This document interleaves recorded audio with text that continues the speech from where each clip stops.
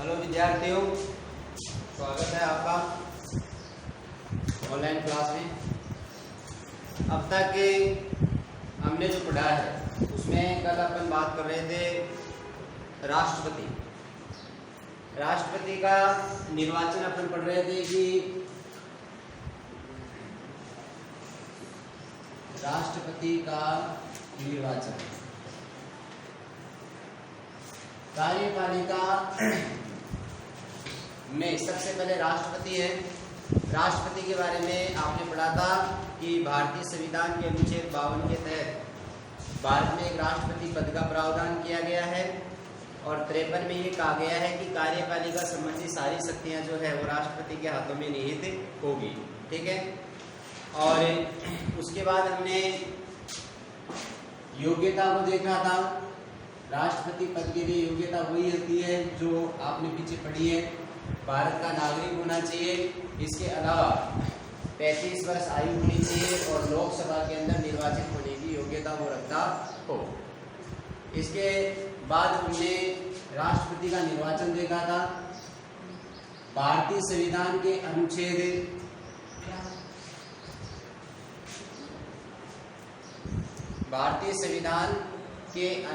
54 के अनुसार राष्ट्रपति का जो चुनाव है वो एक निर्वाचन मंडल के द्वारा किया जाएगा, जिसमें लोकसभा के निर्वाचित सदस्य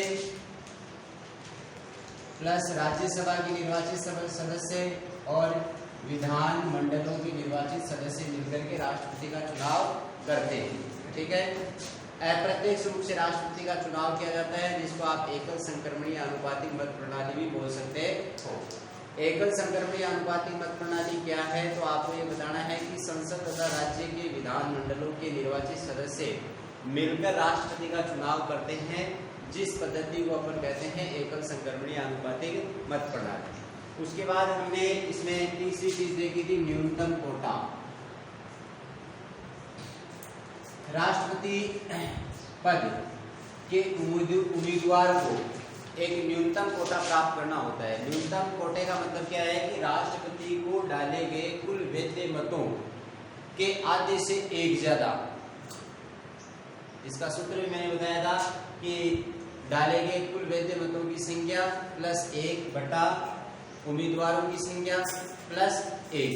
ये आपके राष्ट्रपति के निर्वाचन का सूत्र मैंने आपको बताया था। उसके बाद हमने चर्चा की थी महाभियोग की। महाभियोग यानी राष्ट्रपति यदि अपने पद का दुरुपयोग करता है तो भारतीय संविधान के अनुच्छेद 61 के तहत राष्ट्रपति को उसके कार्यकाल से पहले पद से हटाने की प्रक्रिया बताई गई है, जिसको महाभियोग कहते हैं। महाभियोग क्या होता है? महाभियोग संसद से लाया जाता है, यानी संसद के किसी एक सदन से महाभियोग प्रस्ताव लिया जाता है।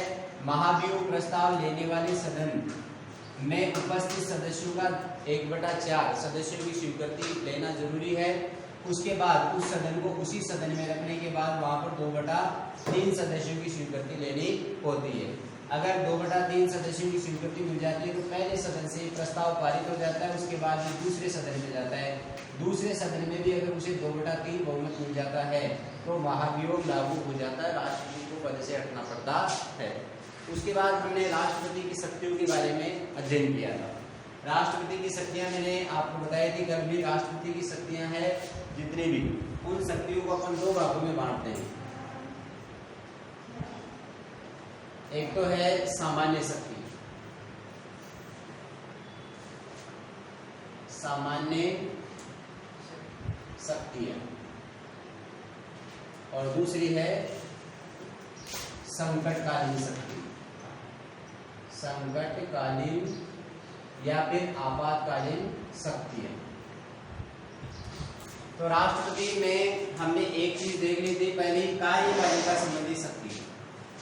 कई बार प्रश्न आता है कि राष्ट्रपति की कार्यपालिका संबंधी शक्तियों का उल्लेख कीजिए। तो कार्यपालिका संबंधी शक्ति में राष्ट्रपति क्या करता है? विभिन्न प्रकार की नियुक्तियां करता है। ठीक है। जैसे प्रधानमंत्री की सलाह पर राष्ट्रपति मंत्रिमंडल मंत्री परिषद के सदस्यों की नियुक्ति करता है। ठीक है।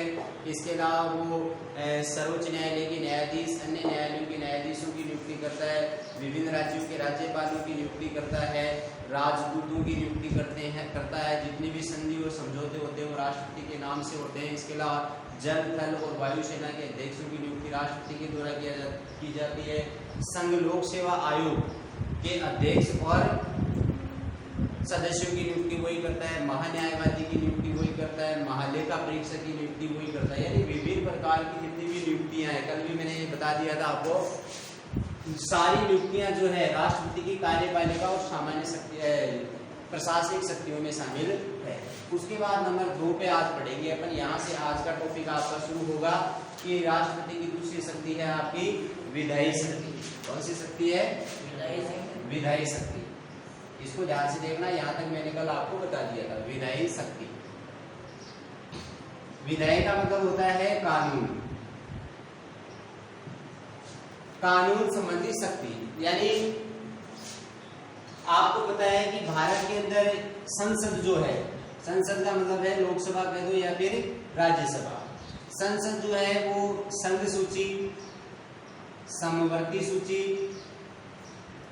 विशिष्ट सूची और कुछ हद तक राज्य सूची के विषयों के ऊपर कानून बनाती है। संसद का काम क्या है? देश में संघ सूची, समवर्ती सूची, विशिष्ट विषय की सूची और राज्य सूची के विषयों के ऊपर कानून कौन बनाती है? संसद बनाती है। ठीक है। अब संसद के 2 सदन होते हैं, यानी कोई भी विधेयक संसद में, संसद के किसी भी सदन में रखा जाता है, ठीक है, उस सदन के अंतर्गत उसके ऊपर 3 वाचन होते हैं। मान लीजिए कि कोई भी कानून बनाना है, ठीक है, जैसे मान लीजिए पहले वाला सदन है कोई भी, जैसे अपन मान लो कि लोकसभा, मान लीजिए लोकसभा के अंतर्गत मान लो कि कोई कानून बन रहा है, ठीक है, कोई विधेयक पारित होता है तो उसके ऊपर 3 वाचन होते हैं और उसके बाद उसके ऊपर वोटिंग होती है। और वोटिंग में अगर वो पास हो जाता है तो वो जाता है दूसरे सदन में। दूसरे सदन के अंदर भी उसके ऊपर वही वोटिंग होगी, ठीक है, और वही 3 वाचन होते हैं। और उसके बाद दूसरे सदन से भी अगर मान लीजिए वो पारित होता है तो फिर बाद में वो जाता है किसके पास? राष्ट्रपति के पास। राष्ट्रपति के हस्ताक्षर होने के बाद ही वह कानून देश में लागू होता है। राष्ट्रपति के हस्ताक्षर के बिना कोई भी कानून देश में लागू नहीं होता है। यानी भारत के अंतर्गत संसद जो है वो कानून बनाती है, संघ सूची, समवर्ती, विशिष्ट और राज्य सूची के ऊपर कानून बनाती है। कानून बनाने के बाद ये दोनों सदनों से पास करवाना होता है। दोनों सदनों से पास होने के बाद अंतिम रूप से वो किसके पास जाता है? राष्ट्रपति के पास जाता है। जब तक राष्ट्रपति के उसके ऊपर हस्ताक्षर नहीं होंगे कानून विधेयक पर, तब तक वह देश में कानून का रूप धारण नहीं कर सकता और कानून नहीं बन सकता है। ठीक है, इसी को अपन क्या कहते हैं? राष्ट्रपति की विधायी शक्ति कहते हैं। ठीक है, यानी इसमें जैसे मान लीजिए कि एक तो ये चीज हो जाती है, इसके अलावा राष्ट्रपति जो है वो क्या करता है? संसद का अधिवेशन बुलाता है।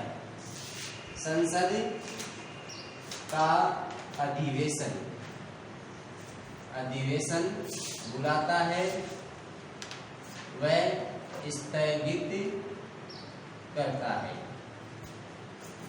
नंबर 1 आप भी लिख सकते हो। राष्ट्रपति की विधायी शक्ति में नंबर 1 है, राष्ट्रपति क्या करता है? संसद का अधिवेशन बुलाता है। राष्ट्रपति संसद का अधिवेशन बुलाता है और उसे स्थगित करता है। दूसरा, वह प्रधानमंत्री की सिफारिश पर लोकसभा को भंग करता है। राष्ट्रपति प्रधानमंत्री की सलाह पर संसद या लोकसभा को भंग कर सकता है।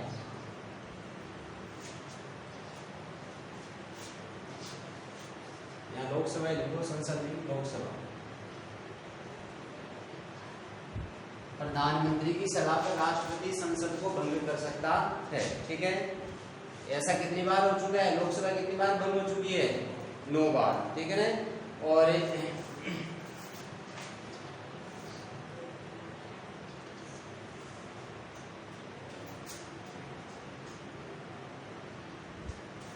तीसरी शक्ति है संसद की प्रथम बैठक में, संसद की प्रथम बैठक में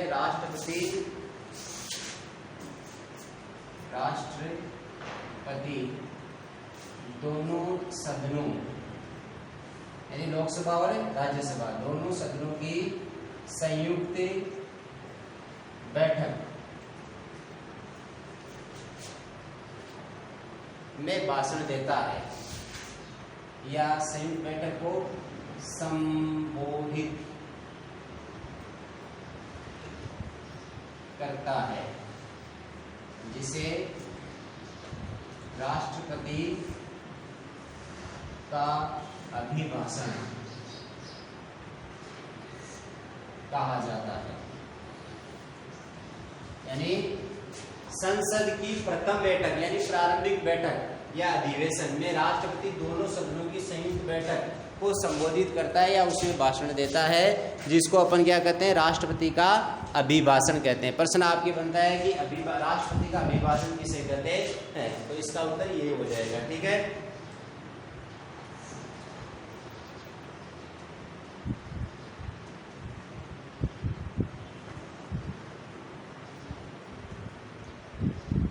इसके अलावा चौथा काम क्या है, विधायी संबंधी, यानी चौथा कार्य है राष्ट्रपति लोकसभा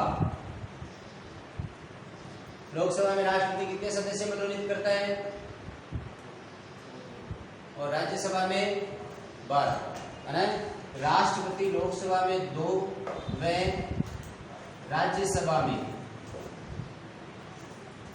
12 सदस्य मनोनीत करता है। यानी ये 2 जो है वो कौन है, आंग्ल भारतीय समुदाय के, और 12 कौन है, कला विज्ञान साहित्य और राजनीति या खेल या संगीत में दक्षता प्राप्त लोग होते हैं। ठीक है, इसके अलावा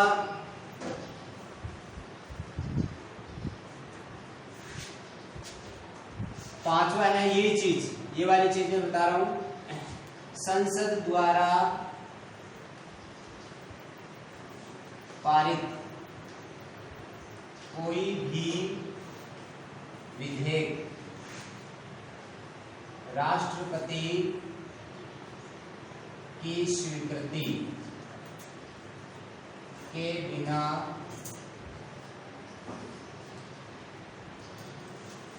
कानून नहीं बन सकता। यानी जब तक राष्ट्रपति किसी भी विधेयक के ऊपर हस्ताक्षर नहीं कर दे या अपनी स्वीकृति नहीं दे दे, तब तक वह कानून नहीं बन सकता।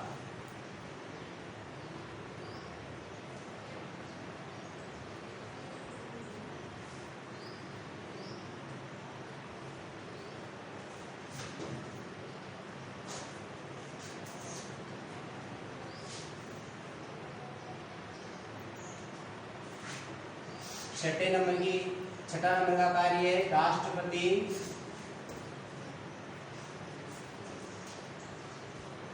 अध्यादेश जारी कर सकता है। यानी राष्ट्रपति अध्यादेश कब जारी करता है, यानी मान लीजिए कि संसद का कोई अधिवेशन नहीं हो रहा हो, अगर 6 महीने तक संसद का कोई अधिवेशन नहीं हुआ हो, तो ऐसी स्थिति में राष्ट्रपति को अध्यादेश जारी करने की शक्ति प्राप्त है। ठीक है, यानी अध्यादेश संसद का अधिवेशन प्रारंभ होने के 6 सप्ताह बाद तक लागू रहता है। ठीक है, लेकिन संसद चाहे तो उसके द्वारा इस अवधि को पहले भी समाप्त कर सकती है। तो ये है आपकी राष्ट्रपति की कौन सी शक्तियां, विधायी शक्ति। ठीक है, अगर आपको 3 नंबर का बड़ा क्वेश्चन आए या छोटा क्वेश्चन आए, आपको ये पूछा जाए कि राष्ट्रपति की विधायी शक्तियों को समझाओ, तो नंबर 1 है राष्ट्रपति संसद का अधिवेशन बुलाकर उसको स्थगित करता है। दूसरा, राष्ट्रपति प्रधानमंत्री की सलाह पर लोकसभा को भंग कर सकता है। तीसरा, संसद की प्रथम बैठक में राष्ट्रपति दोनों सदनों की संयुक्त बैठक संबोधित करता है, जिसे राष्ट्रपति का अभिभाषण कहा जाता है। फिर है राष्ट्रपति लोकसभा में 2 व राज्यसभा में 12 सदस्य मनोनीत करता है। उसके बाद है संसद द्वारा पारित कोई भी विधेयक राष्ट्रपति की स्वीकृति के बिना कानून नहीं बन सकता।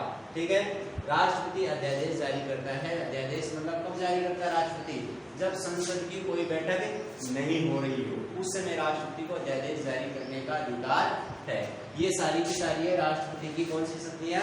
विधायी शक्तियां। ठीक है, उसके बाद अपन बात करते हैं आगे वित्तीय शक्ति। इसको मिटा दो।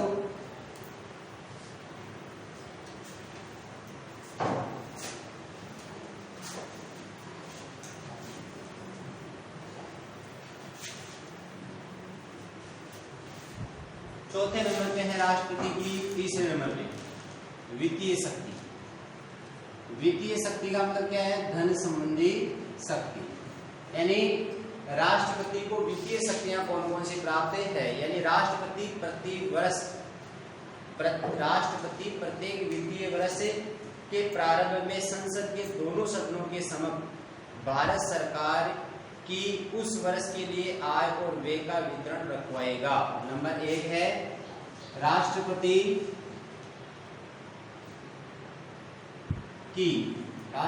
की सिफारिश के आधार पर लोकसभा में वित्त विधेयक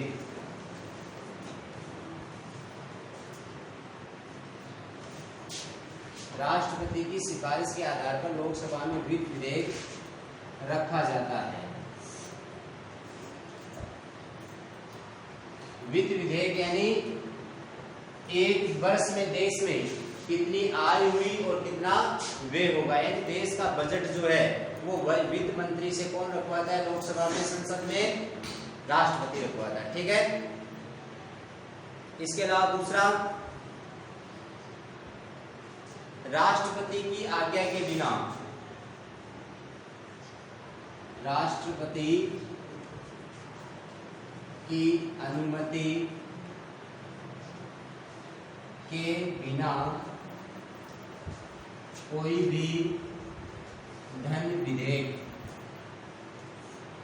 राष्ट्रपति की अनुमति के बिना कोई भी धन विधेयक और अनुदान मांगे, धन विधेयक और अनुदान मांगे लोकसभा में प्रस्तावित नहीं की जा सकती। लोकसभा में प्रस्तावित नहीं की जा सकती।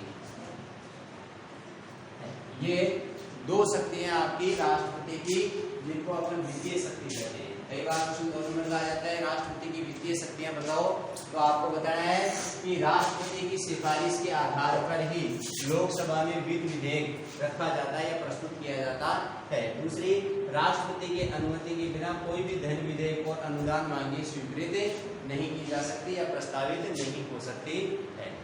अब है चौथे नंबर पर राष्ट्रपति की शक्तियां क्या है? न्यायिक शक्ति। न्यायिक शक्ति यानी राष्ट्रपति की न्याय संबंधी शक्ति क्या है? यानी मान लीजिए कि न्यायालय ने किसी भी व्यक्ति को कोई सजा दी है, मान लीजिए किसी अपराधी को फांसी दे दी या किसी को मृत्युदंड दे दिया या फिर जिसको उम्र कैद दे दी, तो राष्ट्रपति के पास ही, देश में एक ऐसा व्यक्ति जो किसी व्यक्ति की सजा को कम करवा सकता है या फिर माफ करवा सकता है या फिर मृत्यु दर को उम्र कैद में बदलवा सकता है, वो अधिकार किसके पास है? सिर्फ राष्ट्रपति के पास ही है। ठीक है, सैनिक न्यायालय को छोड़ करके, यानी मान लीजिए कि सर्वोच्च न्यायालय ने या उच्च न्यायालय ने किसी व्यक्ति को अपराधी मान करके उसको फांसी या कोई भी सजा दी है, उस सजा को कम, माफ, स्थगित और मृत्युदंड को उम्र कैद में बदलवाने का जो अधिकार है वो किसको है? सिर्फ राष्ट्रपति को है, जिसे हम क्या कहते हैं? राष्ट्रपति की न्यायिक शक्ति कहते हैं। तो राष्ट्रपति की न्यायिक शक्ति क्या है? नंबर 1, राष्ट्रपति सर्वोच्च न्यायालय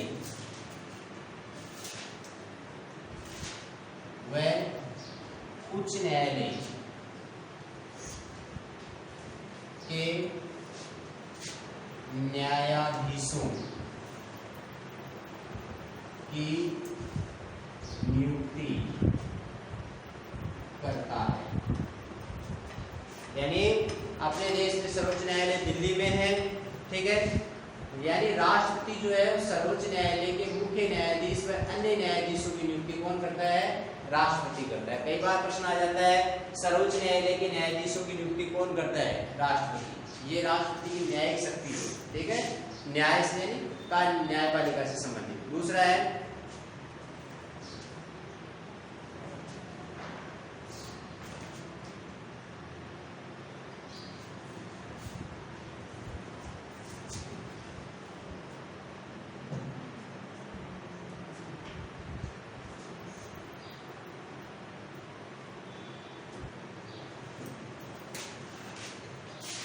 राष्ट्रपति को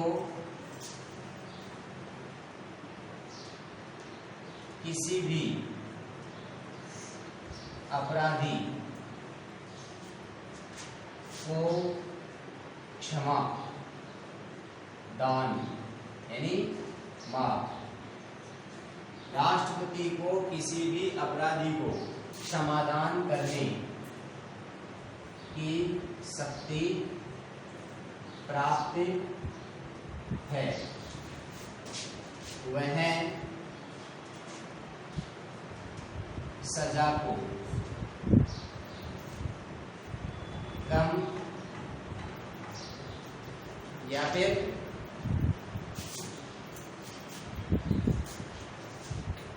स्थगित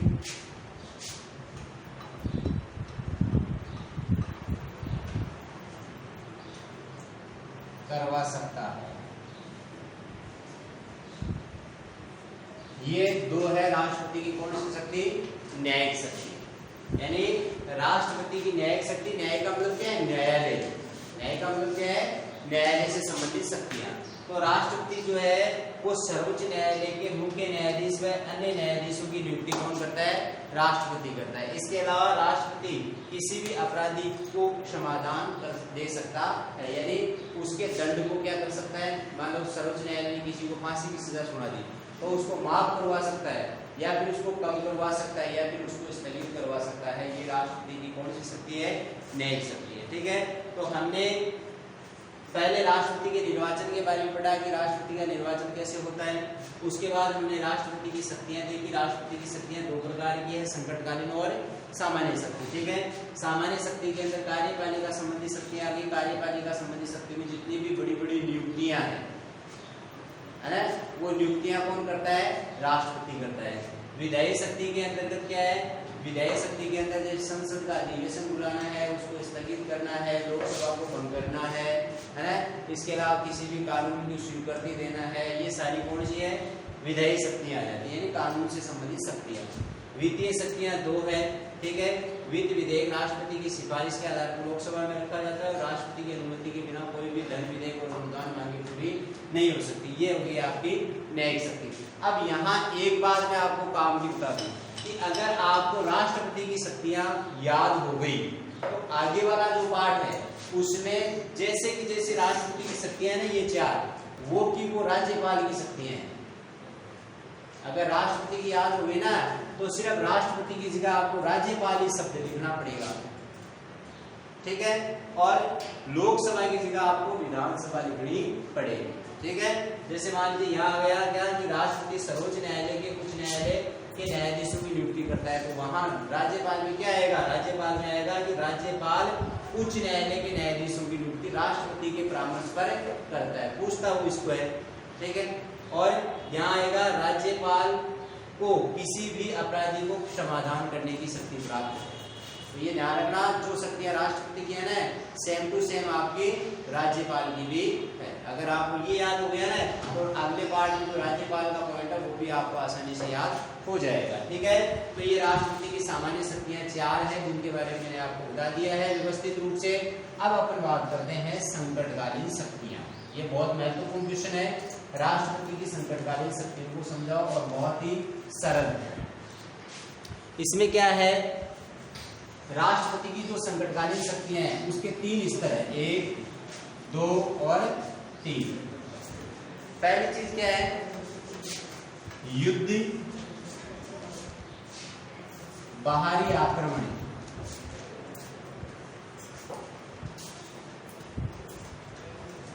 युद्ध, बाहरी आक्रमण, या फिर आंतरिक अशांति, आंतरिक अशांति के समय संकट काल की घोषणा, ये एक शक्ति है। यानी अगर देश में युद्ध की स्थिति बन गई, युद्ध हो गया, जैसे भारत और चीन के साथ युद्ध हो गया, अगर कोई बाहरी आक्रमण हो गया, किसी दूसरे ने देश के ऊपर आक्रमण कर दिया, या फिर देश के अंदर ही अशांति पैदा हो गई, देश में जैसे उपद्रव हो रहे हैं, आंदोलन हो रहे हैं, लोग एक दूसरे को मार रहे हैं, काट रहे हैं, जैसे 1957 में हुआ है, 1947 में हुआ देश से, तो राष्ट्रपति संकटकाल की घोषणा कर सकता है अनुच्छेद 352 के तहत, 352 के तहत। यानी संकट की स्थिति का सामना करने के लिए संविधान में राष्ट्रपति को विशेष शक्तियां दी है। ठीक है, वर्तमान समय में संकटकालीन शक्तियां जो है वो 3 प्रकार की है आपकी। नंबर 1 आपके सामने है, अगर देश में युद्ध हो जाता है, बाहरी आक्रमण हो जाता है, या आंतरिक अशांति फैल जाती है, तो उस समय राष्ट्रपति संकटकाल की घोषणा कर सकता है। किस अनुच्छेद के तहत, 352 के तहत। ठीक है, आपके प्रश्न बनता है कि अनुच्छेद 352 क्या है। आपके प्रश्न क्या बनता है, अनुच्छेद 352 क्या है। तो आपको क्या बताना है कि यदि देश में युद्ध होता है, बाहरी आक्रमण होता है, या आंतरिक अशांति देश में फैल जाती है, तो ऐसी स्थिति में राष्ट्रपति अनुच्छेद 352 के तहत देश में आपातकाल की या संकटकाल की घोषणा कर सकता है। ठीक है, आ गया होगा समझ में। ले अब क्या है कि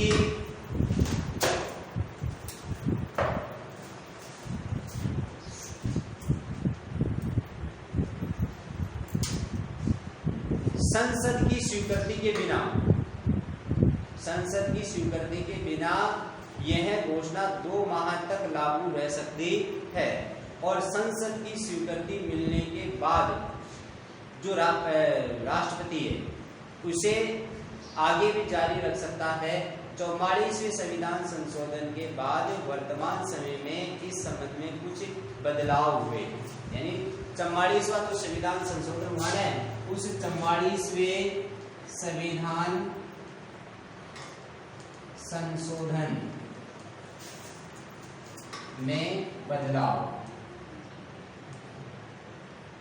यानी 44वें संविधान संशोधन में अनुच्छेद 352 के तहत लगने वाली जो आपातकाल, उसमें कुछ बदलाव किया गया। बदलाव क्या है, 3 बदलाव है, 3 या 4 बदलाव। पहला बदलाव ये है कि अगर इस प्रकार का, यानी अनुच्छेद 352 के तहत आपातकाल लागू होता है ना, तो आंतरिक अशांति के नाम पर आपातकाल घोषित नहीं किया जाएगा। यानी अनुच्छेद, अभी वर्तमान में क्या व्यवस्था है, वर्तमान में ये व्यवस्था है कि युद्ध हो जाता है या फिर बाहरी आक्रमण हो जाता है, तो ही अनुच्छेद 352 के तहत देश में आपातकाल की घोषणा की जा सकती है। कोई ये नहीं कहेगा कि मैं आंतरिक अशांति का नाम लेकर तो आपातकाल की घोषणा नहीं करवाई जाएगी। क्यों नहीं करवाई जाएगी, क्योंकि 1975 में ऐसा हुआ। 1975 में प्रधानमंत्री इंदिरा गांधी थी, उस समय सिख दंगे शुरू हो गए थे। ठीक है, तो ऐसी स्थिति में उसकी आड़ में इंदिरा गांधी ने क्या किया, ये कह दिया कि देश में आंतरिक अशांति है और कुछ राजनीतिक लोग जो है वो मुझे ठीक ढंग से शासन को नहीं चलाने दे रहे, इसलिए उसने आपातकाल लागू करवा दिया, जिसमें लोगों को बहुत ज्यादा समस्या का सामना करना पड़ा। तो 44वें संविधान संशोधन में पहला बदलाव तो ये किया गया कि केवल, पहला बदलाव क्या है, केवल आंतरिक अशांति के नाम पर आपातकाल लागू नहीं होगा। पहला बदलाव ये लिख भी लो आप, पहला क्या है, अनुच्छेद 300 युद्ध, बाहरी आक्रमण, आंतरिक अशांति के समय संकटकाल की घोषणा, अनुच्छेद 352, ठीक है। इसमें 44वें संविधान संशोधन में 352 में क्या बदलाव किया, पहला, केवल आंतरिक अशांति के नाम पर आपातकाल लागू नहीं किया जा सकता। दूसरा बदलाव क्या किया, राष्ट्रपति के द्वारा अनुच्छेद 352 के अंतर्गत आपातकाल की घोषणा तभी की जा सकेगी जबकि मंत्रिमंडल लिखित रूप से राष्ट्रपति को ऐसा परामर्श देगा, ठीक है। दूसरी, 352 के तहत आपातकाल मंत्रिमंडल की लिखित स्वीकृति पर ही लागू होगा। यानी अगर राष्ट्रपति को मंत्रिमंडल जो है लिखित में स्वीकृति नहीं देगा ना, तो आपातकाल किसी भी परिस्थिति में लागू नहीं होगा। तीसरी बात ये थी कि घोषणा के 1 महीने के अंदर संसद के विशेष बहुमत से इसकी स्वीकृति आवश्यक होगी और इसे लागू रखने के लिए 6 माह बाद स्वीकृति आवश्यक होगी। और चौथा है, लोकसभा में उपस्थित एवं मतदान में भाग लेने वाले सदस्यों के साधारण बहुमत से आपातकाल की घोषणा समाप्त की जाएगी। यानी तीसरा है, लोकसभा के उपस्थित सदस्यों के साधारण बहुमत से, लोकसभा में उपस्थित सदस्यों के साधारण बहुमत से आपातकाल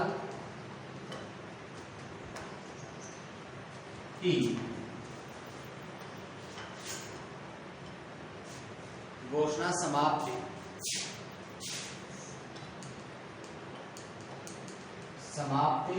हो जाएगी। तो ये आपके प्रश्न बन जाएंगे कि 44वें संविधान संशोधन में अनुच्छेद 352 में क्या क्या बदलाव किया गया।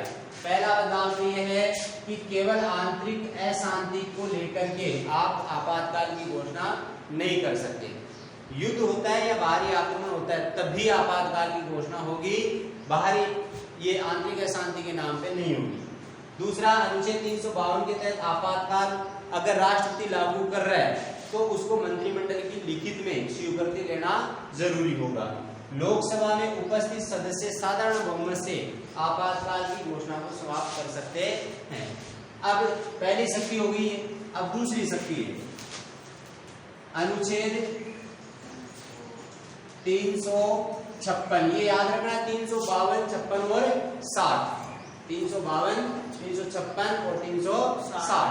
356 क्या है, देश में यदि, या राज्य में लिखो आप, यदि किसी राज्य का संवैधानिक तंत्र विफल हो जाता है तो अनुच्छेद 356 के तहत राष्ट्रपति आपातकाल की घोषणा कर सकता है,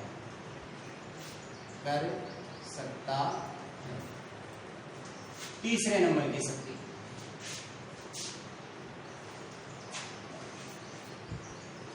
360 अनुच्छेद 360 यानी यदि देश में वित्तीय संकट उत्पन्न हो जाता है तो राष्ट्रपति आपातकाल की घोषणा कर सकता है। ठीक है, ये है 3 आपातकालीन शक्तियां राष्ट्रपति की। ठीक है, इसी के साथ आपके राष्ट्रपति का जो पॉइंट है वो आपका समाप्त हो जाता है। तो आपातकालीन शक्तियां याद रखनी है 352, 356 और 360। उम्मीद है वीडियो आपको पसंद आया होगा। इसमें हमने आज सीखा है राष्ट्रपति का चुनाव कैसे होता है, और विशेष तौर से हमने इस वीडियो से सीखा आज कि राष्ट्रपति की शक्तियाँ कौन सी है। 2 प्रकार की है, सामान्य शक्ति जिसमें 4 शक्तियाँ आती है, और आपातकालीन या संकटकालीन शक्तियाँ जिसमें 3 है। अनुच्छेद 352, 356 और 360। धन्यवाद।